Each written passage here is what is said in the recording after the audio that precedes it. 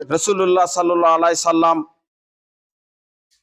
বলেছেন যে তোমরা তোমার মাকে বেশি ভালোবাসবেন, তাই মায়ের দোয়া সব থেকে বেশি কবুল হবে।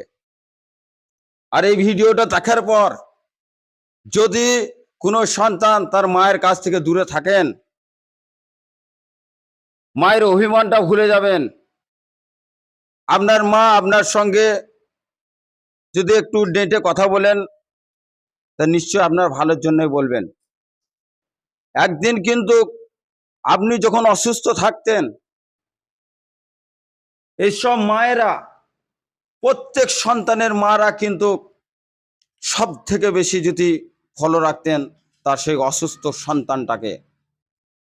তাই আমরা প্রত্যেককে আমাদের সন্তান হিসাবে আমার মা থেকে ভালোবাসতে হবে। আমরা এড়িয়ে চলে যাব না, এই দুনিয়ার মায়াবীর জালে আমরা ফাঁসবো না। আখিরাতের জন্য আমরা কিছু নেকি কামিয়ে যাব। দুনিয়াতে অর্থ সম্পদ আল্লাহ সুবহানাহু ওয়া তাআলা আপনাকে চয়েস করেছে, সেই চয়েসের উপরে আপনাকে অর্থ সম্পদ দিয়েছে। এই নয় যে আপনাকে আপনার জন্যই দিয়েছে। আপনি যদি একজন নেককার বান্দা হন, আপনি যদি একজন জ্ঞানী ম্যান হন, তা নিশ্চয়ই কিছু অসহায় মায়ের জন্যে সেই অর্থ সম্পদ খরচা করবেন। আমি বলছি না যে আপনি শান্তি কমিটিকে দেন, আমি বলছি না যে আপনি শান্তি কমিটির সংগঠনকে দেন। আমি বলছি আপনার মা থেকে শুরু করে এবং বোন থেকে শুরু করে এবং আত্মীয় এবং প্রতিবেশীদের সঙ্গে সদ্ব্যবহার করার জন্য বলা হচ্ছে। আর আজকে এই মা এসছেন বড় আশা করে। আমি চাই এই মাকে কিছু দেয়া হোক, কারণ প্রত্যেক মা সমস্ত মানুষের একজন মা।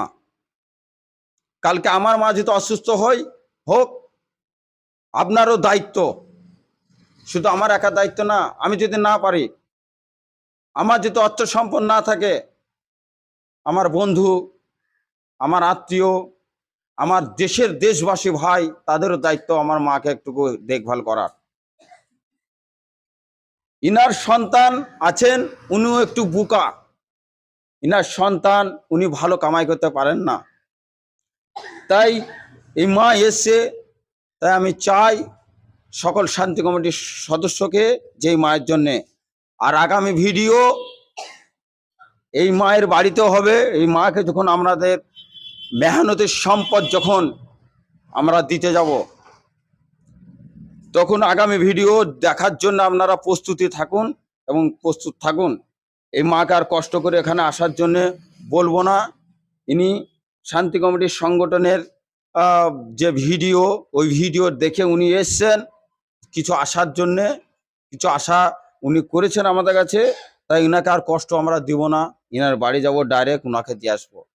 আর আপনাদের টাকা ন্যায্য রাস্তায়, ন্যায্য জায়গায় ব্যবহার করবেন।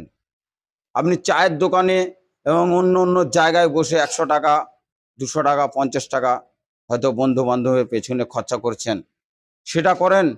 তার সঙ্গে সঙ্গে আসুন আপনার ওই 100 টাকায় একটা বড় ধরনের নেকি কামি যান।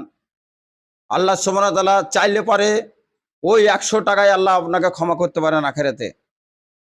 তাই প্রত্যেক ভাইকে আমার এই শান্তির বার্তাটা পৌঁছে দেওয়ার একটাই কারণ, আল্লাহ সুবহানাহু ওয়া তাআলাকে খুশি করা। আল্লাহ সুবহানাহু ওয়া তাআলাকে আমরা যদি খুশি করতে পারি দুনিয়াতে এবং আখিরাতে, আমরা জয়ী হব।